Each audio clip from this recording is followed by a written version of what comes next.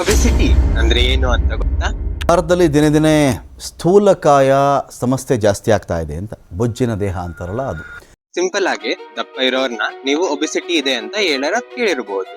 But medical terms ಅಲ್ಲಿ obesity ಅಂದ್ರೆ ಶರೀರದಲ್ಲಿ ಹೆಚ್ಚು ಚರ್ಬಿ ಜಮವಾಗದು ಒಬೆಸಿಟಿ ಅಂತ ಹೇಳ್ತೀವಿ.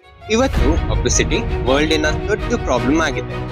WHO ಪ್ರಕಾರ 2022ರಲ್ಲಿ 89 ಕೋಟಿ ಜನ ಒಬೆಸಿಟಿಯಿಂದ ಸಫರ್ ಮಾಡ್ತಿದ್ರು. ಹಂಗಂದ್ರೆ 8 ಜನ ಅಲ್ಲಿ ಒಬ್ರು ಓವರ್ ವೇಟ್ ಇಲ್ಲ ದಪ್ಪ ಆಗಿರೋದು ಇಲ್ಲ ಒಬೀಸ್ ಇತ್ತು. ಒಬೆಸಿಟಿ ಕೇವಲ ವೇಟ್ ಪ್ರಾಬ್ಲಮ್ ಅಲ್ಲ, ಇದು ಒಂದು ಆರೋಗ್ಯ ಟೈಮ್ ಬಾಂಬ್. ಇಂಡಿಯಾದಲ್ಲೂ ಕೂಡ ಒಬೆಸಿಟಿ ತುಂಬಾ ಫಾಸ್ಟ್ ಆಗಿ ಗ್ರೋ ಆಗ್ತಿದೆ. 2025 ನಲ್ಲಿ ಆಗಿರೋ ಹೊಸ ಸ್ಟಡಿ ಪ್ರಕಾರ 5 ಜನರಲ್ಲಿ ಒಬ್ರು ಒಬೀಸ್ ಇದ್ದಾರೆ. ಹಿಂಗಂದ್ರೆ ಇದು ಕೇವಲ ಒಬ್ಬ ವ್ಯಕ್ತಿಯಿಂದ ಪ್ರಾಬ್ಲಮ್ ಅಲ್ಲ, ಇದು ನಮ್ ಫ್ಯಾಮಿಲಿ, ಸೊಸೈಟಿ, ನಮ್ ಸಮಾಜದ ಹೆಲ್ತ್ ಗೆ ಒಂದ್ ದೊಡ್ಡ ಚಾಲೆಂಜ್. NFHS 5 ಸರ್ವೆ ಪ್ರಕಾರ ಜೆಂಟ್ಸ್ ಅಲ್ಲಿ 23%, ಆಮೇಲೆ ಫಿಮೇಲ್ಸ್ ಅಲ್ಲಿ 24% ಜನ ಒಬೀಸ್ ಇಲ್ಲ ದೇಹ ತೂಕ ಜಾಸ್ತಿ ಇದೆ. ಹಿಂಗೆ ನಡೀತಿದ್ರೆ ಲ್ಯಾನ್ಸೆಟ್ ಸ್ಟಡಿ ಹೇಳುತ್ತೆ ನಮ್ಗೆ 2050 ಪ್ರತಿ 3 ಜನರಲ್ಲಿ ಒಬ್ರು ಒಬೀಸ್ ಇರ್ತಾರೆ. ಬನ್ನಿ ಒಬೆಸಿಟಿ ಬಗ್ಗೆ ಇನ್ನ ತಿಳ್ಕೊಳ್ಳೋಣ. ಒಬೆಸಿಟಿನ ಡಿಸೀಸ್ ಅಂತ ಯಾಕೆ ಹೇಳ್ತಾರೆ, ಇದು ಅಷ್ಟು ಸೀರಿಯಸ್ ಅಂತ ನೋಡೋಣ. ನಮ್ಮ ದೇಹದಲ್ಲಿ ಚರ್ಬಿ ಹೆಚ್ಚಾದಾಗ ನಮ್ಗೆ ತುಂಬಾ ತರ ಕಾಯಿಲೆ, ಹೆಂಗಂದ್ರೆ BP, sugar, diabetes, liver problems ಎಲ್ಲ ಆಗ ಚಾನ್ಸಸ್ ಇರುತ್ತೆ. ಒಬೆಸಿಟಿನ ನೋಡೋದು ತುಂಬಾ ಈಸಿಯೆಸ್ಟ್ ವೇ ಏನು ಅಂದ್ರೆ BMI, ಬಾಡಿ ಮಾಸ್ ಇಂಡೆಕ್ಸ್ ಅಂತ ಕರೀತಾರೆ. BMI ನಿಮ್ ಶರೀರದ ವೆಯ್ಟ್ ಆಮೇಲೆ ಹೈಟ್ ಅಕಾರ್ಡಿಂಗ್ ಕ್ಯಾಲ್ಕುಲೇಟ್ ಮಾಡ್ತಾರೆ.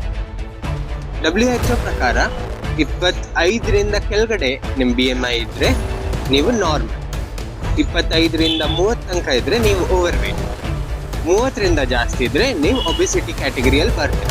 ಇವತ್ತು ಒಬೆಸಿಟಿ ಜಾಸ್ತಿ ಆಗೋ ಕಾರಣ ನಮ್ ಲೈಫ್ ಸ್ಟೈಲ್ ಕಂಪ್ಲೀಟ್ ಆಗಿ ಚೇಂಜ್ ಆಗಿದೆ.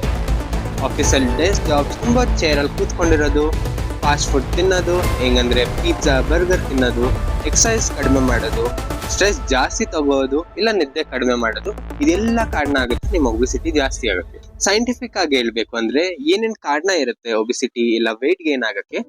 First one, calorie imbalance. ನೀವು ಜಾಸ್ತಿ ತಿಂತಿದ್ದೀರಾ, ಆಮೇಲೆ ಅದಕ್ಕಿಂತ ಕಡಿಮೆ ನೀವು ಎಕ್ಸರ್ಸೈಸ್ ಮಾಡ್ತಿದ್ರೆ ಇಲ್ಲ ಕೆಲಸ ಮಾಡ್ತಿದ್ರೆ ಇದು ನಿಮ್ಗಾಗತ್ತೆ.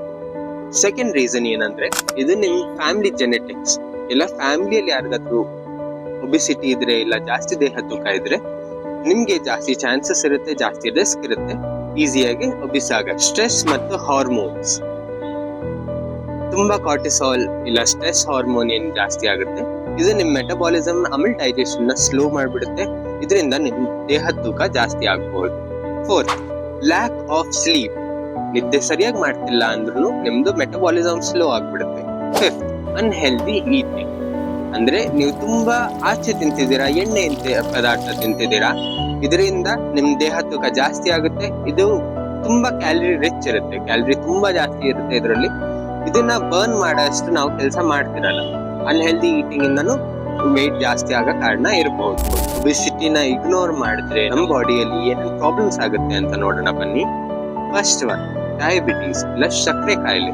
ನಮ್ಮ ಬಾಡಿಯಲ್ಲಿ ಸಕ್ಕರೆ ಜಾಸ್ತಿ ಆಗ್ಬಿಡುತ್ತೆ, ಬ್ಲಡ್ ಶುಗರ್ ಲೆವೆಲ್ಸ್ ಹೈ ಆಗ್ಬಿಡುತ್ತೆ, ಇದರಿಂದ ನಮ್ಗೆ ಡಯಾಬಿಟೀಸ್ ಆಗುತ್ತೆ.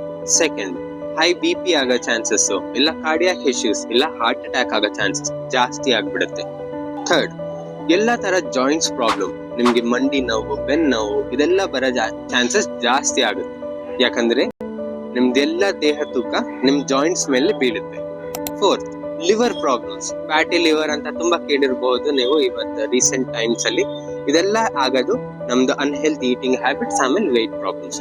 ಇಷ್ಟೇ ಅಲ್ಲ, ಸ್ವಲ್ಪ ತರ ಕ್ಯಾನ್ಸರ್ಸ್ ನಮ್ಮ ಬಾಡಿಯಲ್ಲಿ ಆಗ್ಬಹುದು. ಕೋಲೋರೆಕ್ಟಲ್ ಕ್ಯಾನ್ಸರ್ಸ್ ಇಲ್ಲ ಬ್ರೆಸ್ಟ್ ಕ್ಯಾನ್ಸರ್ಸ್ ನಮ್ಮ ಒಬೆಸಿಟಿಯಿಂದ ರಿಸ್ಕ್ ಜಾಸ್ತಿ ಆಗ್ಬಿಡುತ್ತೆ. ಆಮೇಲೆ ಮೆಂಟಲ್ ಹೆಲ್ತ್ ಪ್ರಾಬ್ಲಮ್ಸ್ ಕೂಡ ಜಾಸ್ತಿ ಆಗ್ಬಹುದು. ಆಂಗ್ಸೈಟಿ, ಡಿಪ್ರೆಷನ್ ಆಗೋ ಜಾಸ್ತಿ ಚಾನ್ಸಸ್ ಇರುತ್ತೆ ಇಫ್ ಯು ಆರ್ ಒಬೀಸ್. ಇದ್ರ ಸೊಲ್ಯೂಷನ್ ನೋಡೋಣ ಬನ್ನಿ. ಒಬೆಸಿಟಿಗೆ ನಾವ್ ಏನ್ ಮಾಡಬಹುದು ಅಂತ ನೋಡೋಣ. So first, healthy diet. ನಿಮ್ ಡಯಟ್ ಅಲ್ಲಿ ಜಾಸ್ತಿ ತರಕಾರಿ, ಸೊಪ್ಪು, ಫ್ರೂಟ್ಸ್, ವೆಜಿಟೇಬಲ್ಸ್ ಇನ್ಕ್ಲೂಡ್ ಮಾಡ್ಕೊಳ್ಳಿ.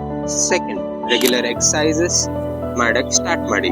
ವಾಕಿಂಗ್, ಜಿಮ್, ಯೋಗ ಕಂಟಿನ್ಯೂಸ್ ಆಗಿ ಅಟ್ಲೀಸ್ಟ್ 30 to 40 ಮಿನಿಟ್ಸ್ ಮಾಡಕ್ಕೆ ಸ್ಟಾರ್ಟ್ ಮಾಡ್ಕೊಳ್ಳಿ. ಥರ್ಡ್, ಪ್ರಾಪರ್ ಸ್ಲೀಪ್ ತುಂಬಾ ಇಂಪಾರ್ಟೆಂಟ್. ನಿದ್ದೆ ಚೆನ್ನಾಗಿ ಮಾಡಿ. ಫೋರ್ತ್, ಸ್ಟ್ರೆಸ್ ನ ಕಂಟ್ರೋಲ್ ಮಾಡಿ.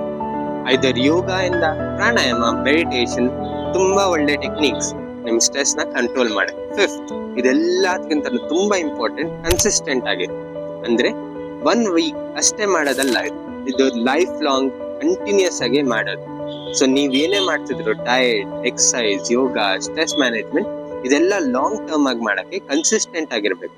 ಅಂದ್ರೆ ಇವತ್ ಮಾಡಿದೀರಾ ಬರೀ 1 ವಾರ ಮಾಡ್ಬಿಟ್ಟು ಬಿಡೋದಲ್ಲ, ಕಂಟಿನ್ಯೂಸ್ ಆಗಿ ಕಂಟಿನ್ಯೂ ಮಾಡ್ಕೊಂಡು ಹೋಗಿ. ನಾನು ಒಂದು ನ್ಯಾಚುರೋಪತಿ ಡಾಕ್ಟರ್. ನ್ಯಾಚುರೋಪತಿಯಲ್ಲಿ ನಾವು ಒಬಿಸಿಟಿನ ಹೆಂಗ್ ಟ್ರೀಟ್ ಮಾಡ್ತೀವಿ ಅಂತ ಹೇಳ್ತೀನಿ, ಬನ್ನಿ ಕೇಳೋಣ. ನ್ಯಾಚುರೋಪತಿಯಲ್ಲಿ ಒಬಿಸಿಟಿ ಆಗಿ ಟ್ರೀಟ್ಮೆಂಟ್ಸ್ ಮಾಡೋದು acupuncture, massage, hydrotherapy, detox diet, yoga ಮತ್ತು ಪ್ರಾಣಾಯಾಮ ಇಂದ ನಾವು ನಿಮ್ ಬಾಡಿನ ಮೆಟಬಾಲಿಸಮ್ ಆಮೇಲೆ ಡೈಜೆಷನ್ ಪವರ್ ಜಾಸ್ತಿ ಮಾಡ್ತೀವಿ. ನಿಮ್ ವೆಯ್ಟ್ ಲಾಸ್ ಜರ್ನಿನ ಫಾಸ್ಟ್ ಆಗಿ ಹೆಲ್ಪ್ ಮಾಡ್ತೀವಿ. ಇವಾಗ ನೀವು ನೋಡಿದ್ರಿ ಒಬಿಸಿಟಿ ಎಷ್ಟು ಸೀರಿಯಸ್ ಪ್ರಾಬ್ಲಮ್. ಇದು ಕೇವಲ ನಿಮ್ ದೇಹ ತೂಕ ಏನ್ ಪ್ರಾಬ್ಲಮ್ ಅಲ್ಲ, ಇದು ಈವನ್ ಇದನ್ನ ನೀವು ಇಗ್ನೋರ್ ಮಾಡಿದ್ರೆ ನಿಮ್ ಮನ್ಸ್ಗೂ ಎಫೆಕ್ಟ್ ಮಾಡುತ್ತೆ.